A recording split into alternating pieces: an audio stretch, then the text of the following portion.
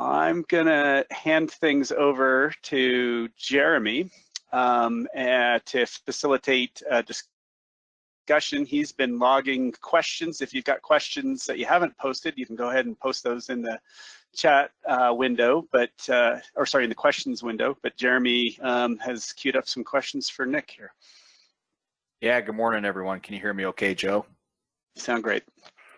Perfect. Hey, everyone. Jeremy Maestas from NRCS here, and we're going to do our best to keep this somewhat interactive with the questions. We won't be able to get to all of them. We have a ton of great questions, but we'll be working to try to answer some of these individually. Some of them I'll just collate and ask that are similar to our panel, and then whatever we don't get to, we are going to try to do some FAQs at the end of the workshop that you could circle back and see some of the questions that were asked. So Nick, I'm going to put you on the hot seat. We've got, I think, 10 to 15 minutes of questions here, lots of good stuff. But before I jump into that, I usually get to interject during the workshop, and I'm sitting on the edge of my seat really excited because what you guys have done with this research is, astounding to me. Being a biologist, you don't see very many examples in the literature of population level responses. It's very difficult to document, and with restoration, the examples are few and far between. So I think people really need to take heed of that, and the scale at which you did that Bridge Creek experiment especially was really impressive. So getting into our questions here, I want to start with kind of some specific stuff. One of our participants noticed that in your intro slides that one of the BDAs was placed in an outside bend of a stream, and they observed that beaver often build their dams in that same situation, and they wondered if that was like something that you think was behavioral. Are they trying to optimize that pool depth, or perhaps some other reason? Are there tips that you're taking from beaver and where you're placing BDAs? Yeah, that's a good question.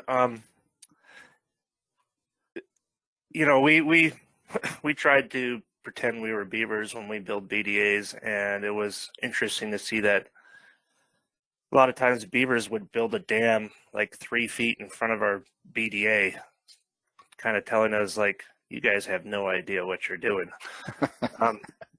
And so, it's kind of hard to know what they're thinking. I haven't noticed beavers building on outside of a bend any more than anywhere else. But they do tend to take advantage of structure. So if there are a tree that's fallen in the water, or a tree that's creating kind of a hard nick point, they will often take advantage of that. And so they also take advantage of places where they can get a lot of water depth for less work at times.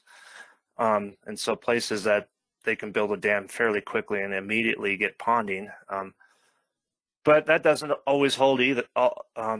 That doesn't always hold as well, because as like Ben showed yesterday, they build these massive dams over the floodplain. They just keep following them, and so in part it may be extending that ponded area to keep accessing forage material, and so they'll just keep building on these dams. So that's a convoluted way of saying I really don't know what beaver are doing. Okay, fair enough. So, building off of that, there was a question about, once BDAs fill in with sediment or maybe even natural beaver dams, can we build right on top of them and kind of keep building up that sediment and floodplain? Yeah, I'm glad someone asked that question, because I really should have highlighted that more in this talk. These low-tech process-based approaches are not a one-and-done process. You have to, keep extending, keep mimicking and promoting until it becomes self-sustaining. And oftentimes, especially in a deep incised channel, that might mean building BDAs on top of BDAs. In fact, we had to do that, was extend the height of BDAs, and beavers do it all the time. And what we also saw is that in places in Bridge Creek, the incised channel would fill up, and then that would force the stream channel to move somewhere else, and we would follow that stream channel and build BDAs in the new stream channel, and the beavers do that as well. So yes, you do have to keep adding structures until you reach this self-sustaining goal, which is a reconnected floodplain. Yeah, so I'm going to build off of that with another astute question from a participant about maybe calling you out a little bit, saying, hey, it seems like that large woody material was missing from Bridge Creek, and that these treatments added the material temporarily, but did we really address the broken process? Are we recruiting natural, larger wood material?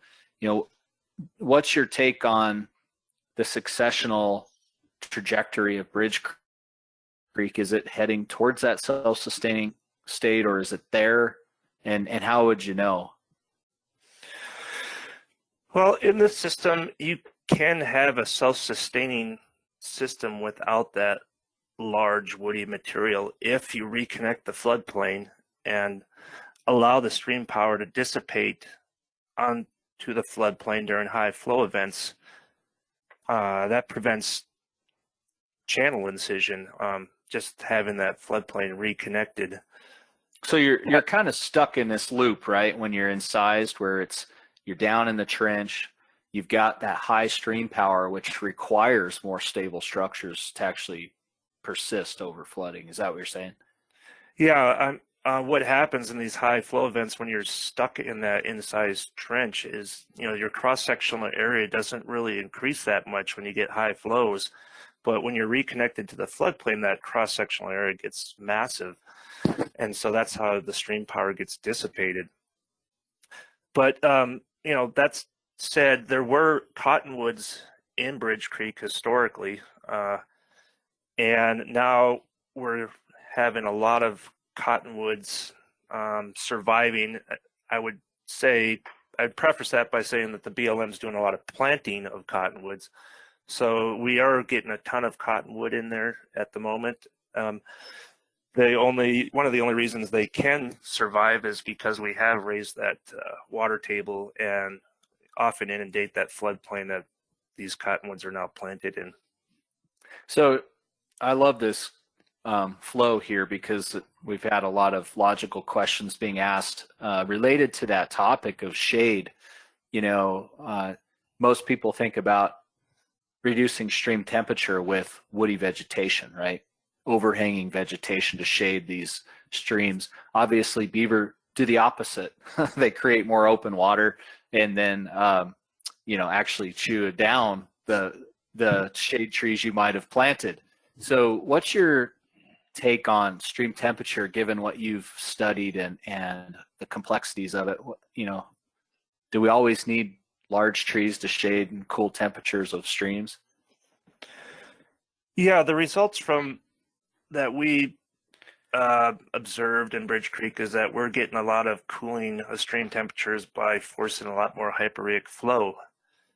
But the assumption that we're getting rid of shade by having beavers is also not very accurate, because what we are observing is the sagebrush that was in these floodplains are being replaced by willows that are much taller, and these willows are keeping up with any beaver harvesting, and it's outpacing the beaver harvesting. So we're getting a lot of recruitment of willow that is creating shade, and we also get a lot of cattails and reeds and things like that are also providing shade to the stream channels. So I think we're actually have a lot more shade than we did prior to the restoration.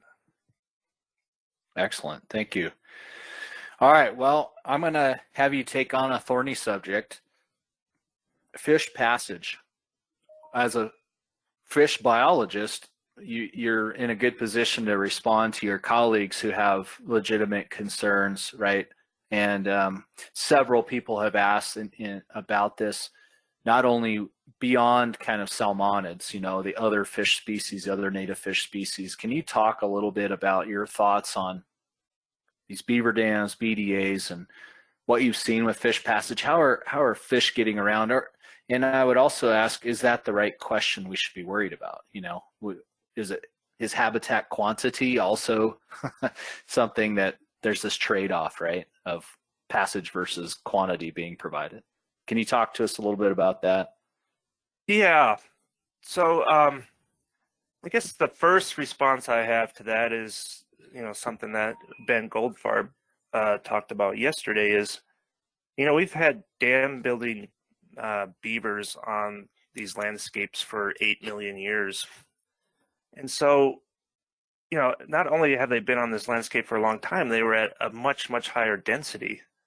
So how did these species coexist when, beaver were at an order of magnitude higher numbers? And I would argue that a lot of these fish species were also at much higher numbers.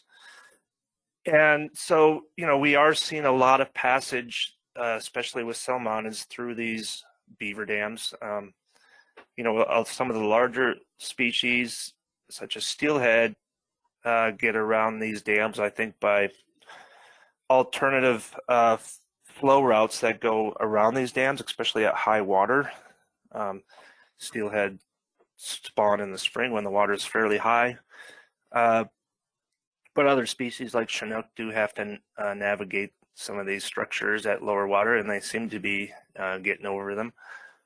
But yeah, as far as other species, it might block some migration of some of these species that are not as good as swimmers.